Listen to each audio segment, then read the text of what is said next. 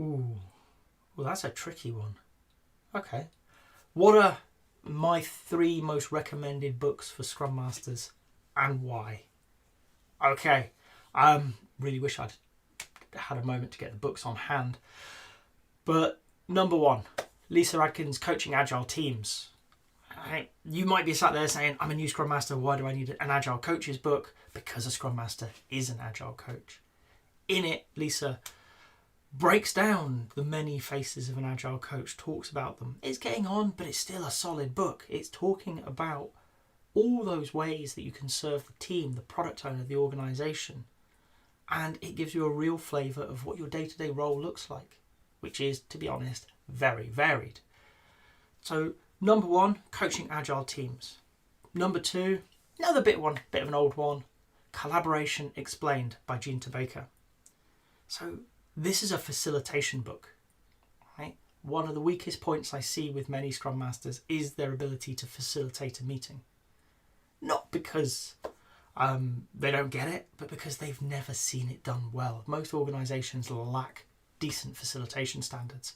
You kind of just turn up to a meeting, you have a chat, you might get to the end of it, you probably overrun into somebody else's meeting, they're sat outside knocking on the door, you wrap up a bit too quickly and get off to your next one. That doesn't help anybody. So Collaboration Explained really lays it down in very simple steps what a good meeting looks like. How you, as a Scrum Master, as a facilitator of that meeting, can get people there.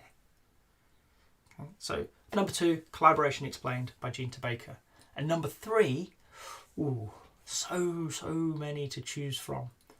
But actually, I would probably go with Large Scale Scrum, More with Less. So people who do know me might be surprised that I would recommend a scaling book when I'm not really a fan of scaling agile, but it is a brilliant book to explain the thinking behind scaling. Yes, it's a less framework book. That's good. I like the less framework. Of all of them, that's my preferred option to sort of my go-to. But it's not because of that. It's actually because in that book, Buzz Fodder and Craig Larman explain a lot of their thinking, which applies to a single team agile as well as multi-team agile. So it's really useful. It explains the role of managers in the world of agile, something that is often forgotten about. In fact, you do hear people say, those new Scrum evangelists have just come off a course, turn around and say, we're agile, we don't need managers. Not well received by managers in my experience. So we needed a more sensible answer, and More with Less really does help us out there. It gives us a position, it's very manager friendly in that we can share it with them and explain the evolution of their role from telling us what to do to helping us shape an environment where people can succeed. You know, they're looking at big picture blockers and stuff like that. So book number 3, Large Scale Scrum, More with Less by Craig Larman and Buzz Fodder. Have a read of those 3. Let me know what you think. You might have a few more you'd like to throw in. It'd be lovely to hear them.